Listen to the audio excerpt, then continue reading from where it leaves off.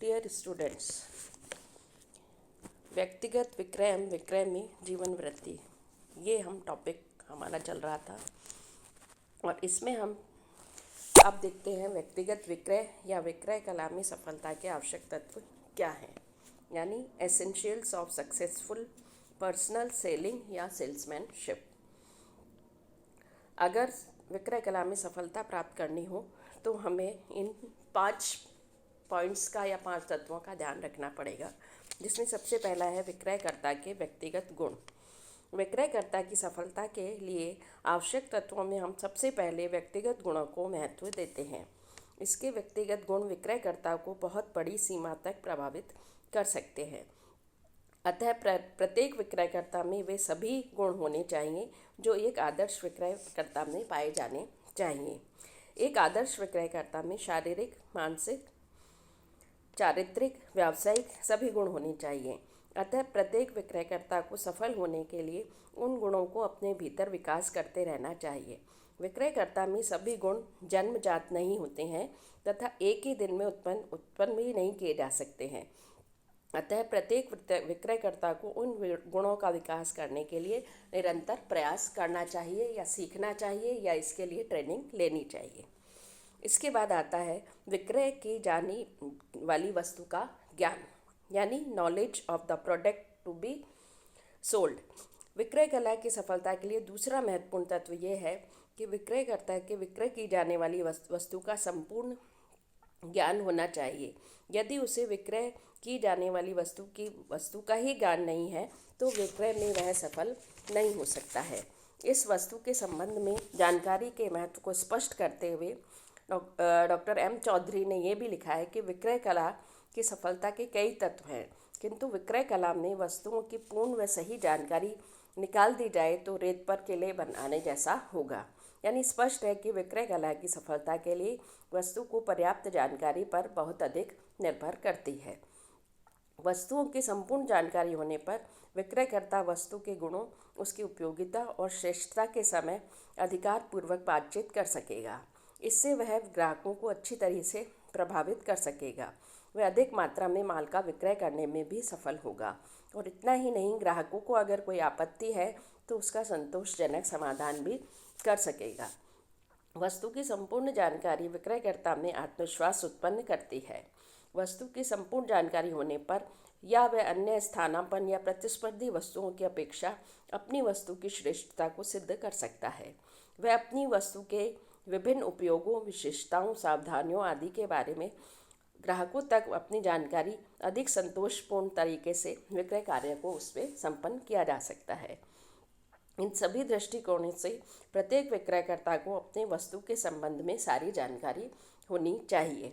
वस्तु का नाम, उसकी विशेषताएं, निर्माण विधि, प्रयुक्त सामग्री, उपयोग या प्रयोग विधि, रखरखाव विधि, वस्तु की प्रतिस्पर्धात्मक स्थिति, आकर्षण के कारण, वस्तु की पूर्ति, वस्तु की पैकिंग, डिज़ाइन, किस्म, वस्तु के उपयोग में बरती जाने वाली सावधानियाँ, स्थानापन्न वस्तु की प्रतिस्पर्धात्मक क्षमता, वस्तु की अन्य प्रतिस्पर्धी स्थानापन्न वस्तुओं की तुलना में मूल्य आदि कुछ बातें ऐसी हैं जिसे प्रत्येक विक्रयकर्ता को जानकारी रखनी चाहिए। थर्ड इसमें आता है संस्था के संबंध में पूर्ण जानकारी।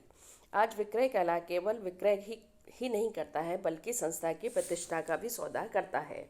वह माल को बेचता है, तब माल के साथ उस संस्था की ख्याति, प्रतिष्ठा और प्रसिद्धि भी होती है।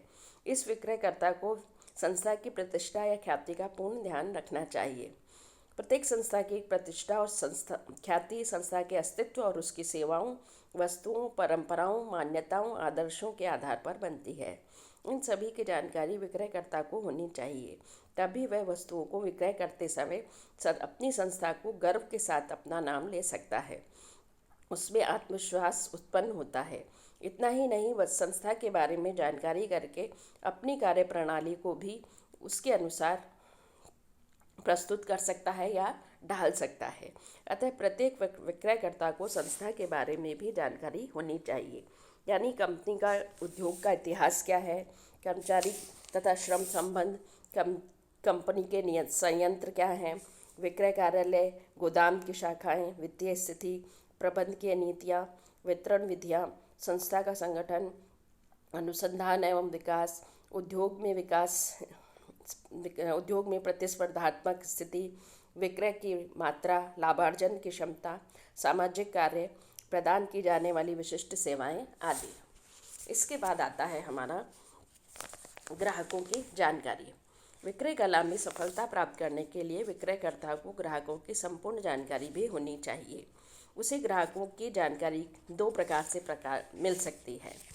पहली, संस्था के द्वारा किए जाने वाले बाजार अनुसंधान के निष्कर्षों से, और दूसरी, ग्राहकों से संपर्क करके। कई संस्थाएं बाजार अनुसंधान या बाजार विश्लेषण करके ग्राहकों के बारे में कई सूचनाएं एकत्र कर लेती है, और जब कभी विक्रयकर्ता बाजार में जाता है तो उसे उपलब्ध करा दी जाती है। परंतु विक्रयकर्ता इन सूचनाओं के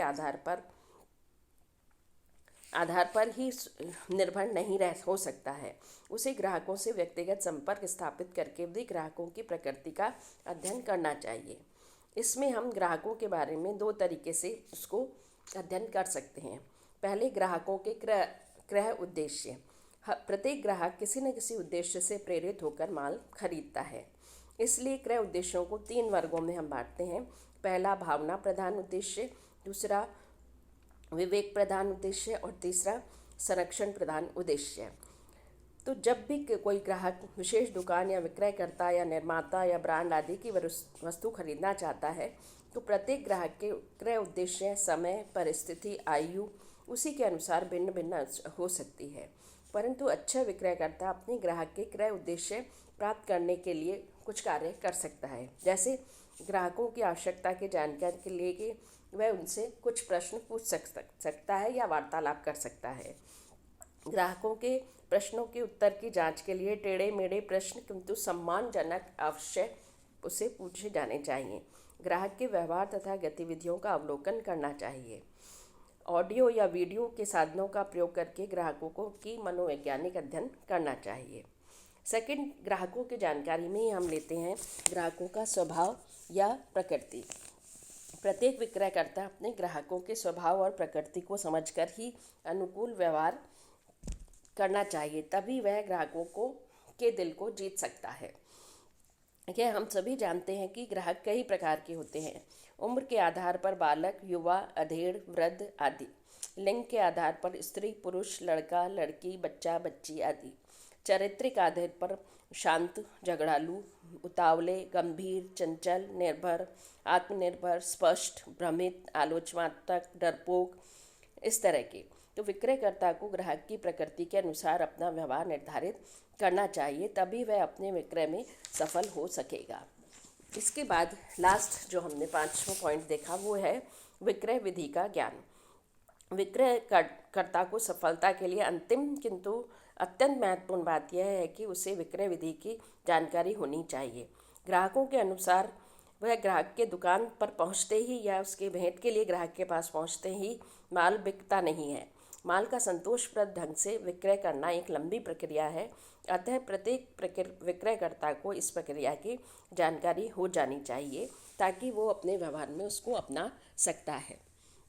तो इस तरह से हमने देखा कि किस तरह से हम ग्राहकों का अध्ययन कर सकते हैं। अब हम अगर ये देखें कि व्यक्तिगत विक्रय प्रक्रिया क्या है या नियोजित विक्रय प्रक्रिया क्या है, तो विक्रय प्रक्रिया यानी सेलिंग अप्रोच को अनेक नामों से पुकारते हैं, जैसे सेलिंग सीक्वेंस ऑफ प्रोसेस या सेल्स टेक्निक्स। ये बहुत सारी तरीके के इनके नाम हैं। तो प्रोफेसर ग्रीफ ने विक्रय प्रक्रिया को एक क्रमबद्ध अनुक्रम के रूप में कहा है। ग्राहकों को कुछ निर्णय करने में मार्गदर्शन यह प्रदान करता है। यह वह ढांचा है जिस पर विक्रय प्रस्तुतिकरण और उसका निर्माण किया जाता है। इसी तरह से अर्नेस्ट और डेबल ने कहा है कि विक्रय प्रक्रिया किसी जंजीर या कड़ियों की श्रृंखला के समान है, जिसमें प्रत्येक कड़ी विक्रय प्रस्ताव है। वह कड़ियों को एक प्रकार की खूबसूरती से इस तरह से रखना चाहिए कि ना तो विक्रयकर्ता और न ही ग्राहक यह अनुभव कर सके कि इस प्रक्रिया के अलग अलग हिस्से हैं। निष्कर्ष के रूप में हम ये कह सकते हैं कि एक नियोजित विक्रय प्रक्रिया क्रमबद्ध चरणों की श्रृंखला है। जिसके अंतर्गत एक विक्रयकर्ता संभाव्य ग्राहकों को खोजने, उनसे संपर्क करने, उनकी इच्छाओं तथा आवश्यकताओं की संतुष्टि के लिए अपनी वस्तु या सेवा के लिए प्रेरित करने का कार्य संपन्न करता है। व्यक्तिगत विक्रय प्रक्रिया या नियोजित विक्रय प्रक्रिया की डेफिनेशंस पढ़ने के बाद हम इसमें देखते हैं कि इसकी विशेषताएं क्या हैं। तो विक्रय विशेषताओं में हम देखें कि ये एक तरह का प्रोसेस है, यानी विक्रय प्रक्रिया वस्तुओं और सेवाओं के विक्रय की प्रक्रिया है। यह माल या सेवा के विक्रय करने की क्रमबद्ध प्रक्रिया है। यह संभाव्य ग्राहकों के विचारों को मार्गदर्शन देने की प्रक्रिया है। विक्रय प्रक्रिया के द्वारा संभाव्य ग्राहकों को माल या सेवा क्रय करने हेतु प्रेरित किया जाता है। इस प्रक्रिया के अंतर्गत संभाव्य ग्राहक वस्तु या क्रय करने या न करने का निर्णय लेता है। इस प्रक्रिया के अंतर्गत ग्राहक इच्छाओं को आवश्यकताओं में परिणत करने का प्रयास करता है। इस प्रक्रिया में सामान्य ग्राहक को यह अनुभव कराने का प्रयास किया जाता है कि विक्रयकर्ता प्रस्तुत वस्तु की आवश्यकता एवं संतुष्टि के लिए की जाती है। तो अब हम आगे चलते हैं कि स्टेप्स ऑफ सेलिंग प्रोसेस, यानी विक्रय प्रक्रिया या अनुक्रम के पद या चरण। इसमें विक्रय विशेषज्ञों ने विक्रय प्रक्रिया के विभिन्न चरणों को बताया है। किसी ने विक्रय प्रक्रिया के 3 चरण बताए हैं, तो किसी ने 5 बताए हैं, किसी ने 7 बताए हैं। इन सभी का अध्ययन करने के बाद प्रोफेसर हार्वर्ड केसन ने इसे 6 स्टेप्स विक्रय अनुक्रम अपनाने का सुझाव दिया था। इस हेतु उन्होंने RIDSAC का सूत्र का आविष्कार किया, जो प्रत्येक पद के प्रथम अक्षर से बनाया गया है। जैसे स्वागत, तो इसमें रिसेप्शन, पूछताछ इंक्वायरी, प्रदर्शन डेमोन्स्ट्रेशन, चुनाव सेलेक्शन, संवर्धन एडिशन, और 6 है इसमें प्रशंसा या विदाई, यानी कमेंटमेंटशिप या कमेंट्स उसमें जो दिए जाते हैं। तो इसमें जब हम इनको देखते हैं RIDSAC, तो इसके अंतर्गत हम अब इसके स्टेप्स और इनके पद का चरण का अध्ययन करेंगे। तो सबसे पहले हम इसमें लेंगे कि सबसे पहले इसमें प्रोस्पेक्टिंग, यानी ग्राहकों की खोज करना। विक्रय प्रक्रिया का प्रथम चरण संभाव्य ग्राहकों की खोज करना के साथ प्रारंभ होता है। संभाव्य ग्राहक या व्यक्ति या संस्था जिसे वस्तु की आवश्यकता है, उसे खरीदने की क्षमता रखता है। भावी ग्राहकों को खोज करना या विक्रय प्रक्रिया को जीवन रक्त, यानी लाइफ ब्लड माना जाता है। इसके विपरीत यदि आप नए ग्राहकों को जोड़ना बंद कर देंगे, तो यह मृत्यु कारक, यानी ब्लीडिंग या रक्तपात के समान हो जाता है। काउंटर पर बैठे विक्रयकर्ताओं के लिए भावी ग्राहकों को खोजने की आवश्यकता नहीं पड़ती। केवल भ्रमणकारी विक्रयकर्ताओं को संभाव्य ग्राहकों की खोज करनी पड़ती है।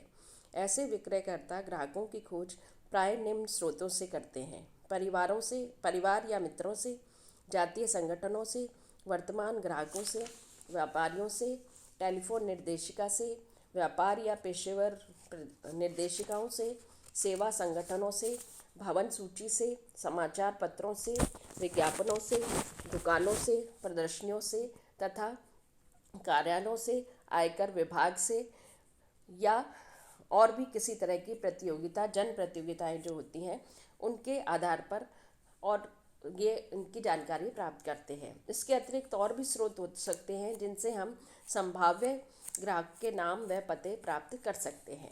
इस तरह से विक्रयकर्ता को इस नाम और पते वाले व्यक्तियों से अपने संभाव्य ग्राहकों की खोज करनी चाहिए। सेकंड इसमें आता है प्रारंभिक तैयारियां करना। जब विक्रयकर्ता को भावी ग्राहकों के नाम व पते ज्ञात हो जाते हैं, तो ग्राहकों के बारे में जानकारी प्राप्त करनी चाहिए।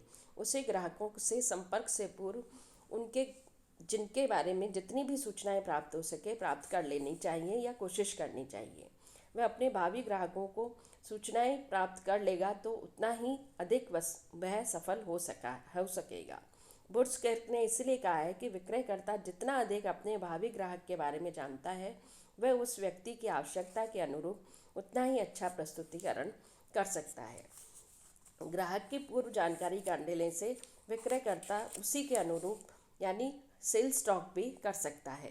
एक सामान्य पढ़ी लिखी गृहिणी से बात करने तथा एक इंजीनियर संभाव्य ग्राहक से बात करने में अंतर होता है। सामान्य गृहिणी से आप वस्तु के संबंध में सामान्य बातों से ही प्रसन्न हो सकती है, जबकि एक इंजीनियर वस्तु की टेक्निकल बातों की जानकारी प्राप्त करेगा। अतः विक्रयकर्ता को अपने ग्राहकों के बारे में खुद ये जानकारी प्राप्त या उनसे भेंट करने से पहले ही प्राप्त कर लेनी चाहिए, जिसमें ग्राहक की आयु, लिंग, वैवाहिक स्थिति, आय का साधन, धैर्य, शिक्षा, मित्र, आदतें, शौक, राजनीतिक मान्यताएं या वर्तमान क्रय योजनाएं या क्रय करने का उसका उद्देश्य क्या हो सकता है। विक्रयकर्ता को केवल अपने ग्राहकों के बारे में ही नहीं बल्कि उसे अपने द्वारा बेची जाने वाली वस्तु की भी पूर्ण जानकारी होनी चाहिए। इसके अतिरिक्त संभाव्य ग्राहकों से मिलने से पूर्व उसे अपने भौतिक शरीर पर भी ध्यान देना चाहिए। साफ उचित कपड़े, मूछें, बाल या आदि विशेष रूप से ध्यान में रखनी चाहिए। अपने आप को एक भले और विश्वसनीय व्यक्ति के रूप में उसे तैयार होकर ग्राहक के सामने जाना चाहिए। प्रारंभिक तैयारी अधूरी ही रह जाएगी यदि वो इन बातों पर विचार नहीं करता है जो भावी ग्राहकों से मिलते समय उत्पन्न हो सकती है। अतः ग्राहकों से मिलते समय उनसे होने वाले विषयों एवं आपत्तियों आदि के बारे में पहले ही विचार कर लेना चाहिए।